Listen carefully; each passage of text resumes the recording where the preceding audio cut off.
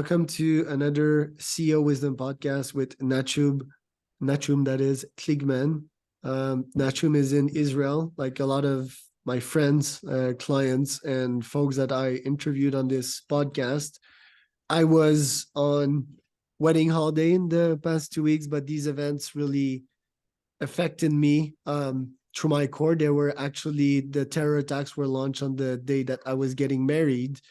And I didn't knew about them till the day after. I informed myself of what happened the day after, and then I had pretty much nightmares the day after of these events that were complete, inhuman. Like it's animalistic, and sometimes it's really hard to try to reason with that. I don't think sometimes we need to reason with these things. At first, it's solve them through IQ and yeah, but always try to have some EQ in the equation. That's what we're gonna talk about today, because in the few work that I did mentally since these things happen, it's always a fight to have empathy. It's so easy to go back to our instincts and be angry and try to avenge something. But I'm glad to have Nachum on the pod today, and he's dealing with these events live. I'm not there also, so I don't have that aspect as much as I can question AIs and try to educate myself on the topic. I am not there, and Achum is there to educate us on what will happen, what is happening, and what will happen to the Israeli startup community as a result. So Nachum, welcome to the pod.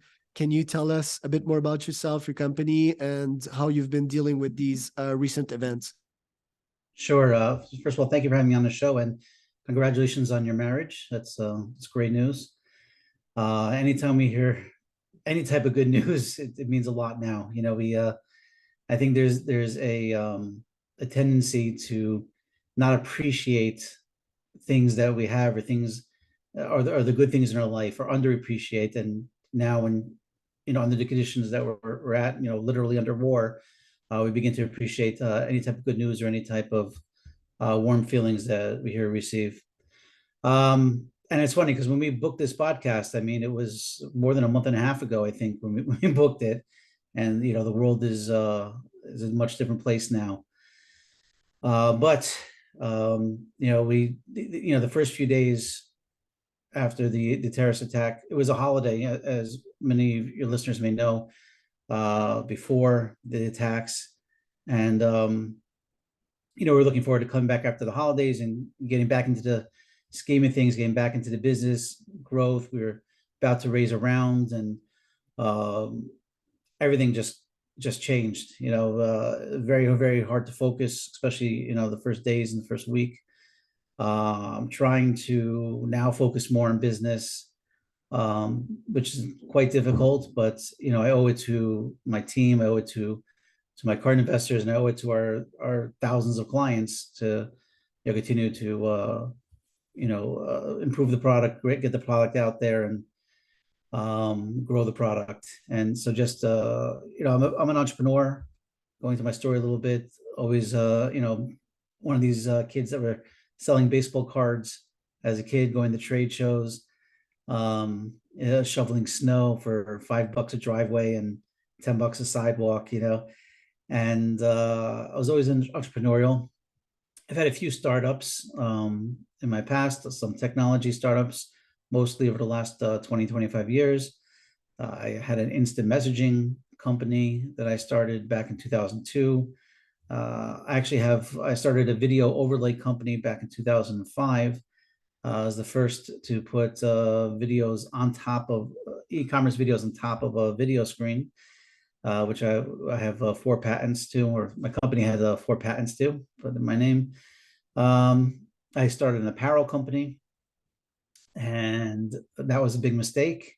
I should have stuck to technology, but that's a whole nother story. But after my apparel company, which I started, it was a clothing line for special needs children, adaptive clothing for them. And because one of my children are special needs, and manufacturing in China was an absolute nightmare. And after 2 years and putting in my own money and blood, sweat, and tears, I was forced to close it. And I decided to take a little break from entrepreneurship and from starting companies, And so I wrote a book, I started a podcast. And because of this, and I started doing some consulting, some coaching to other startups. And because of the success of my book and the podcast, I was having a lot of people reach out to me and offered to take me out for lunch or buy me a cup of coffee. And I would say, well, I charged my time. Oh, how much do you charge? I said $250 an hour. They said, oh, well, what does that include? When it was a free cup of coffee, it was, they just want to take me out. And all of a sudden I charged my time and, want to know more details. And I found there was just a lot of wasted time back and forth. And I said, I wish there was a way that when someone contacts me the first time to meet with me, I could just send them one link that basically has everything they need to know. It has maybe a welcoming video, has some testimonials about me, has frequently asked questions, and then I'll have all the different services I offer and the cost of each service. And then if they're really interested, they could book me and pay for it. And nothing like that existed. I tried building it on WordPress. Of course, there was dozens of calendar apps, but I needed something that had everything. So I tried doing it on WordPress. I couldn't do it. I was going to hire someone on WordPress, and he wanted $3,000 to build it, and I just said forget it. And then a few weeks later, a friend of mine whose sister is a masseuse, she reached out to me, and he reached out to me and said, she's a masseuse, but she's not technological at all. She's looking for an easy one-page website builder where she could say, hey, these are the different services I offer. Here's my calendar. Let people book her, and pay for it all from one page. And that's when the entrepreneurial light bulb went off once again. And I said, wait a second, if here's a masseuse that has that need, and I'm a business coach has that need, I'm sure there are millions of people around the world that have that same need, an easy to use solution to sell services online. So I approached a good friend of mine who I worked with previously on a project, David Yudkowitz, with the idea, and he loved it. And we set out to build it, and we launched in 2017. And that's how Book Like a Boss came to be. That's pretty interesting. That's a cool entrepreneurial career. So I want to discuss the recent events though, because that's like the kind of elephant in the room, and it's hard not to think about these. You posted on your LinkedIn about like 11 months ago that your son had a friend of his that's life was taken by terrorists, just to show people that these events aren't new. And now there's been these events that happened a week or so ago. How can you live in such a climate of fear of, well, it's not fear, because terrorists, the worst way we can react to them is like with fear, but how do you try to maintain your routine, your schedule, and so forth, and your sanity through all of this, and how, because there's multiple ways to deal with things. You can fix them with your IQ, but you can also work on your mindset and talk yourself through peace if you want, and kind of, there's also exposure, of course, like the more you expose to these events, the more you're comfortable with them. But how do you deal with all of that? So great questions. So let me start by saying that, I'm even though I've been living in Israel now for about 21 years, I'm originally from a city called Passaic, New Jersey. And on 9/11, I was able to see the World Trade Center burning from my condo in Passaic. It was about 20 minutes from Manhattan. And when that happened and we saw what the terrorists on 9/11 did, we realized that, maybe we're no safer in America, and maybe it'd be better for us to go to Israel. And we see that, terrorism can strike anywhere, any place, at any time.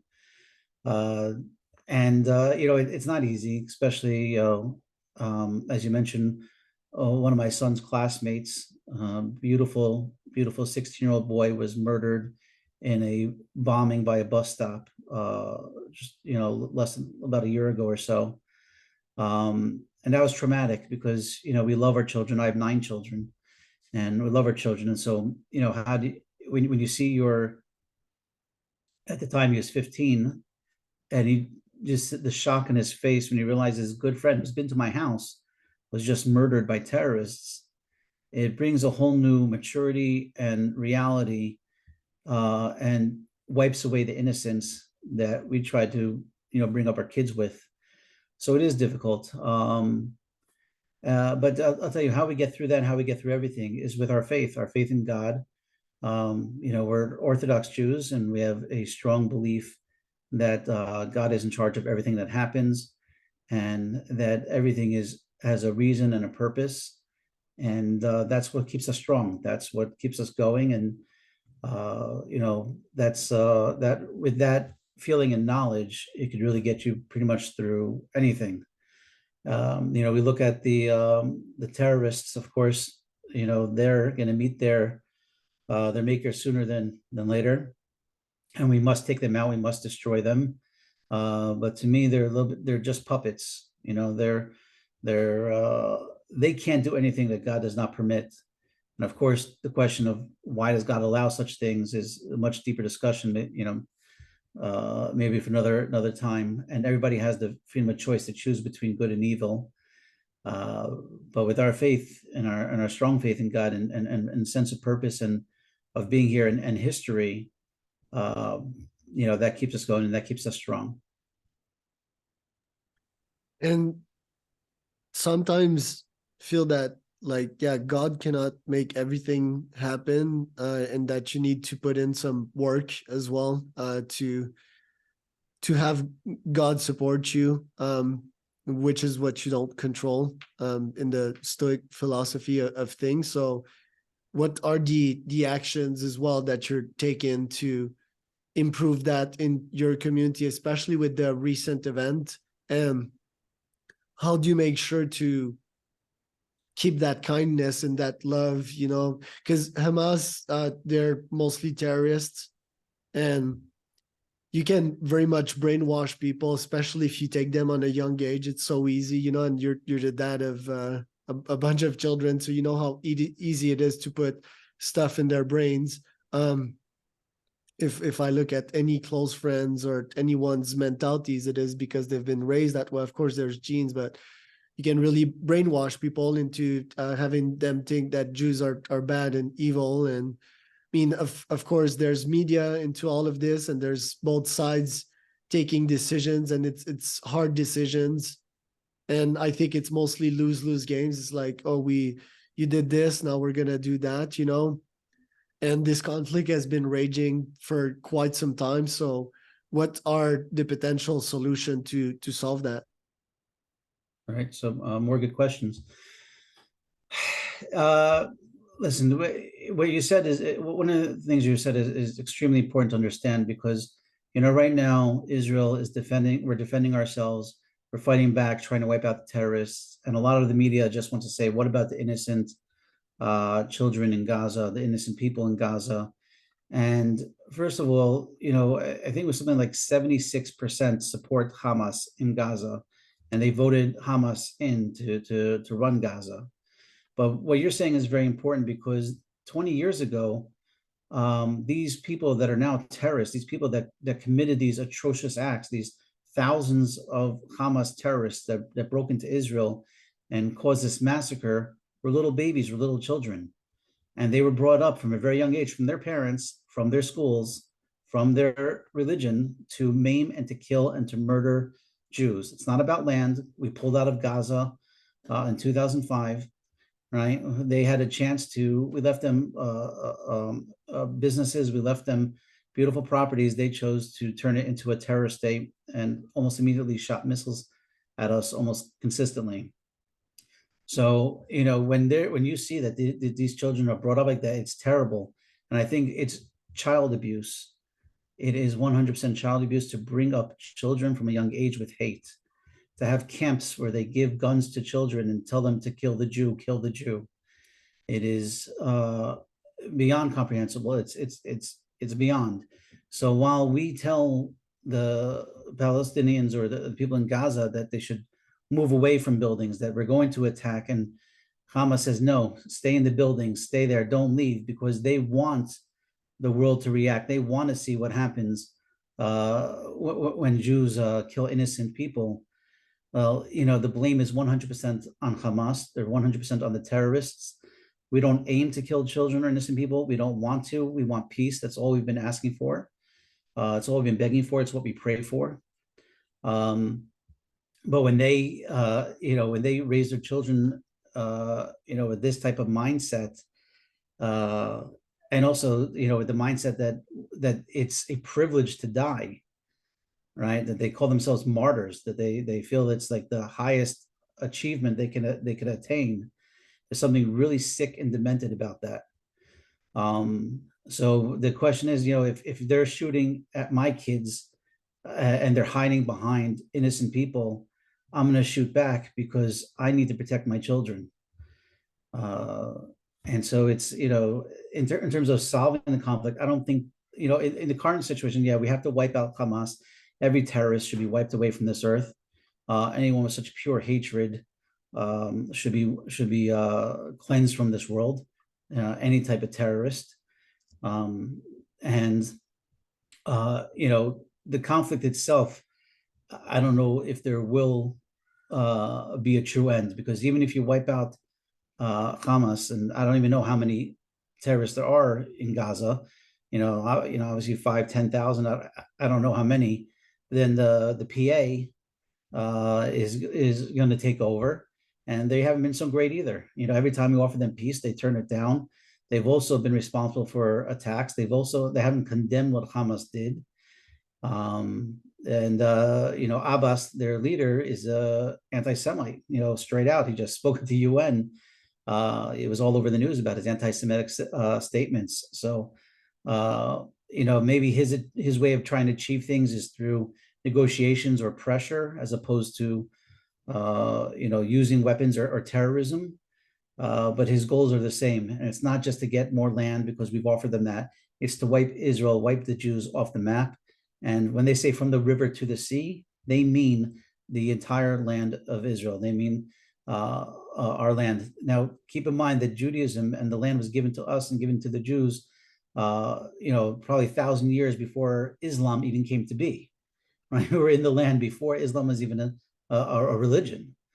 So, it's just terribly sad and terrorizing. And I really think that the only solution will be is the coming of the Messiah, which we believe is going to happen pretty soon.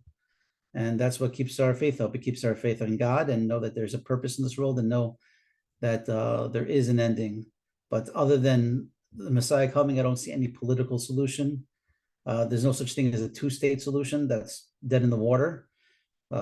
Israel can never give arms or give another state inside our land. When we see the repercussions of that, especially when we pulled out of Gaza. So it's been going on not just for the 75 years since Israel's been, since 1948, but it's been going on since before that. In 1929, there was a massacre in Hebron, where they killed, I think, 130 students, 130 Jews in pogroms. And it's not something that I think will ever pass just with peace, until the UN demands that they stop teaching hatred, until the world stops giving money to them, until they decide to stop teaching hatred, because that's the only way that things will change. When you educate your children for peace, for love, then that's what will change. There was a saying, I think Golda Meir, Prime Minister Golda Meir, which she had once said, that if Palestinians would put down their weapons, there would be peace. But if Israel put down the weapons, there would be no more Israel. Right? And that's the truth. We've never wanted to kill anyone. We've always wanted peace. Even when the partition plan, the Balfour Declaration, before the state of Israel, we've always accepted, to have two people side by side. And believe me, this is not an attack against Islam. There's a lot of great Arabs out there that are supporting us, that are sticking up for us, and all the more power to them. And there's a lot that we're friends with, and that feel that we all come from Abraham, and so that there is some connection there. There's the peace that was made with President Trump and Israel with the Emirates and Morocco and other countries, that's real love. I mean, that's what can happen when peace happens, when we accept each other, when we love everyone on earth. But there's no peace with people that are born and raised with hatred, wanting to kill you. There's just nothing to do about that. Yeah, it seems like a backdoor to the human brain. And to me, these terrorist organizations are pretty much like cancer. They're very hard to eradicate. They need to be somewhat eradicated in some shape or form. Ideally, that doesn't involve their death, yet it's so hard to change someone, even someone that hasn't been brainwashed. It's really hard to change their brains. And when their education is always based on negativity, it's kind of raising little psychopaths, that take pleasure of murdering and torturing, and justify that. And it seems that once you hit that negative cycle, it's really hard to get out of it. Now the question is why we let that happen. Well, it seems that we tried to implement democratic elections in there. My opinion is that they weren't democratic. They were manipulated, just like we've seen in the US. It's easily manipulable. The electoral system is screwed pretty much throughout the world. Same in Russia, and then have we maxed out democracy? As democracy is still good. I still believe in it when it's well implemented, right? The power of the people and the power in the quantity is great, but it seems that it's also highly manipulable in every country in the world. So I think we would need to modify this and make sure that if, it's the famous dilemma. Do you want to give them what they want? Do you want to give them porn and drugs forever? Or do you want some supervision in there and teach them how to scale?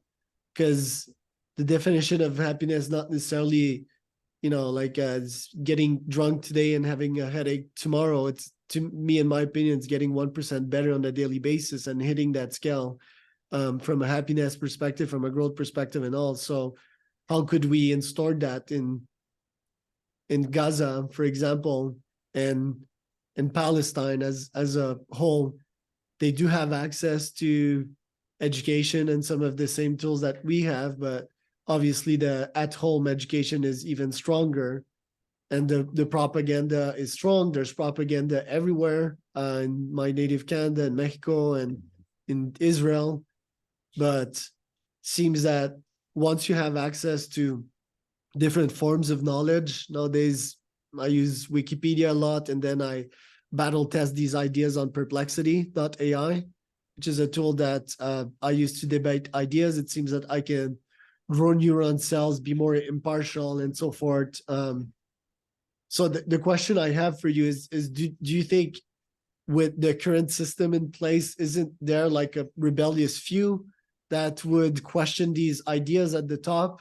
And is it like unnatural for a human to murder and hate another? Isn't in our human nature to cooperate and thrive? Isn't there someone in this society that will say like, enough, like this is not okay for my children to be brainwashed and for rockets to be launched on a daily basis? Why is it so toxic, and why is it taking so long to find a solution to that problem? So it's a great question. And I think that, first of all, as we mentioned before, when the children are brought up, they are educated in their schools. It's not just from the parents and from their home. It's from the schools and from the mosques and from the universities that are teaching them the same thing over and over again. I don't believe a child is born with hate in their heart. I do believe that every person is born with a desire to get closer to God. And just like we have a desire for food, for drink, for sleep, and for other things, so too there is a desire for us to attach ourselves to something greater, to something bigger. And that something greater, that something bigger is a connection to our Creator. And sometimes we could scratch that itch by either manipulating the religion and using it to teach the wrong way, the wrong path. Other people use sports as a way to scratch that itch. They feel they're a part of something bigger. and they get so into their sports teams that it could seem like a religion, especially with soccer, around the world.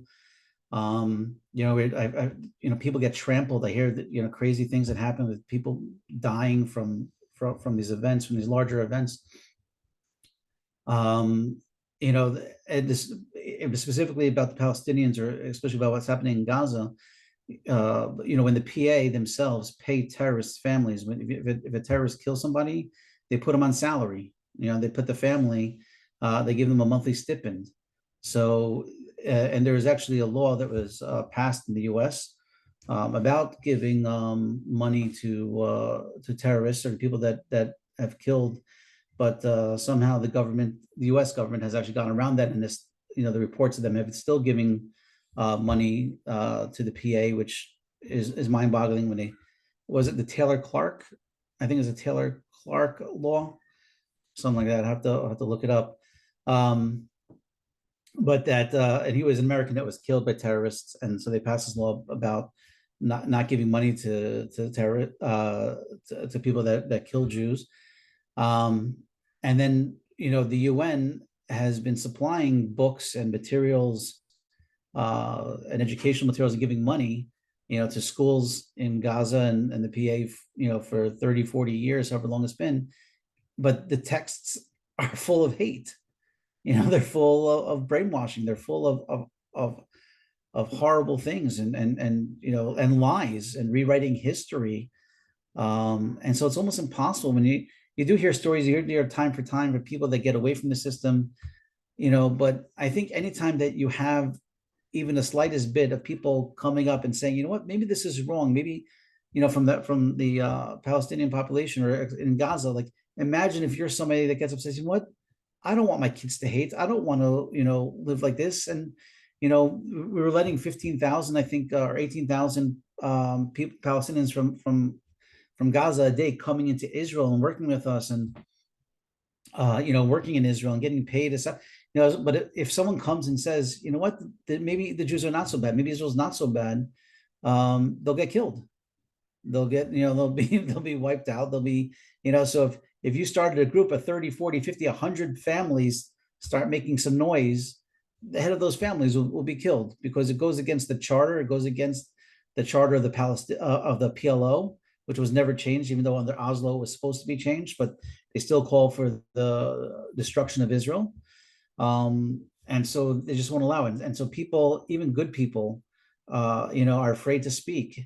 And that's, one of the benefits of and the beauties of America, where you have the freedom of speech, and why freedom of speech is so important. Because if you feel that if you say something, you can be killed, then even if you have good intentions, you'll never let them out. So it seems to me like the people at the top are very important into governing a society, and how people think, and the culture, and the way that they thrive or do not thrive in this case. So do you think that just changing that would be a better solution? Because we've seen historically other nations intervene in other conquered, quote unquote, countries, and that always ended up not being so good. And imposing democracy also seems to be a Western thing to do. So do you think that if we change the power at the top and elect good people that are less war prone and have better globalized value? Because to me it seems that terrorists cannot scale. Like, even if they obtain what they want, you can easily understand and know that if they would wipe out all the Jews on the surface of planet Earth, they wouldn't do anything productive, right? They wouldn't thrive. They would start killing themselves. It's just about eradicating everything around them. They literally turn themselves into killing machines.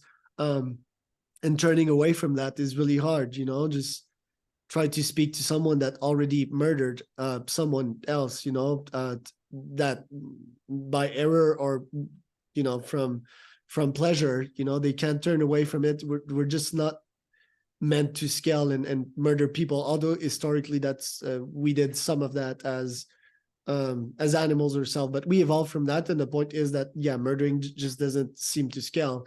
To come back to my point here, do you feel that if we change the people in power and intervene a bit more, we could bring a bit more peace, a bit more scale, and a bit more economic development, which also seems to be important in that case?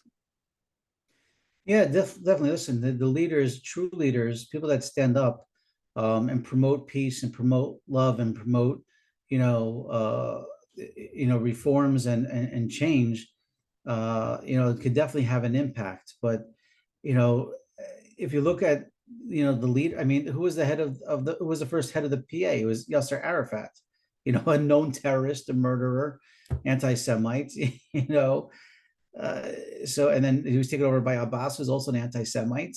The leaders, there has to be leaders that are willing to rise up and say, you know what, we want to change. We want what's better for our people.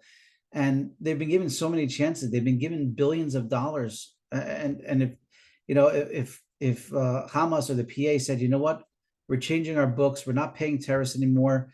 We want to live amongst the nations in peace, and we're willing to work at that. They would have billions of dollars to grow businesses, to create new homes, to give them the economic relief they want. But it's not in their interest. It's not what they're looking for. And they, the terrorists especially, straight out say that. Said, it's not about money. It's not about land. It's about killing Jews. But here's the thing: this, even if God forbid they would succeed, which of course they never would, but let's say they finish off with the Jews. You think they're not going to go after the Americans? Iran says it. They straight out say it. Israel's the little Satan and America's the big Satan, right? It's not like they won't be happy once if they were to conquer us. They're going to come after Europe, right? Which you see, many times that some of these assemblies in Europe of supporters of Hamas and supporters of what they did is just mind-boggling. It's just unfathomable to see it and think, even in New York, right, to have thousands of people that say it's good to cut off babies' heads, and to kidnap children, to murder wantonly. It's unfathomable. So technically, what you're saying, maybe if a leader came up and did that, there's a possibility, but we just haven't seen that. We haven't even seen signs of that coming out of the PA or Gaza. It would be nice if it was, and they would get the world's support, but we're just not even hearing whispers of it.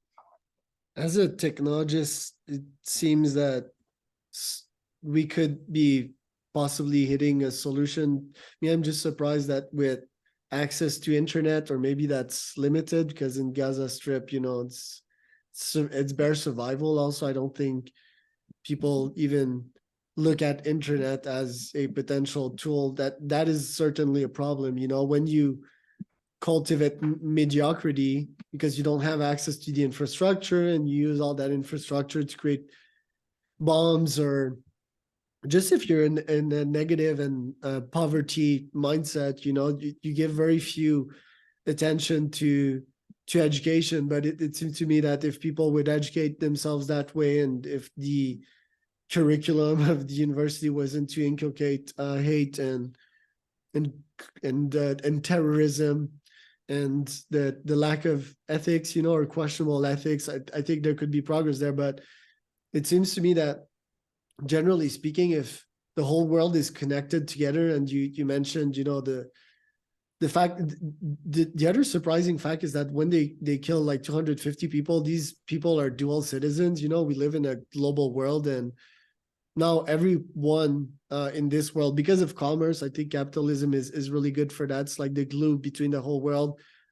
Everyone trades with one another. When you kill someone, you don't just kill a Jew, you kill a Canadian Jew, for example, and the whole world starts being against you. You even kill a Russian Jew, for example, because Russia, if I'm not mistaken, historically has been accommodating to Jews and so forth. But the point is, it seems that they're putting themselves against the whole world. I don't think this is gonna last for long. I don't think it can scale. But I also think that technology is bringing a lot of progress to this world, and it seems that it's also something about the land. the land, like technologies such as VR, they can put you in a full different world with unlimited lands. They could even have, I don't know, like their own virtual lands and have what they want in a virtual world. To me, it seems really prehistoric to still being arguing like dogs on a territory. I understand that from um, government perspective, it's important, the land, because it's resources, right? It's the economy, it's providing jobs. But for a kid like me that grew up on the internet, it seems that VR, it seems like internet and all these technologies, they're bringing a lot of solutions to these problems. Or on the other side, they might amplify something that's already very negative. So where do you see the intersections of progress and technology into that conflict? Do you feel it can help alleviate it? And do you feel we can step over these problems to technology, or is it not really helping or bringing progress at the moment? So I look at technology as being something like the tree of good and evil, right?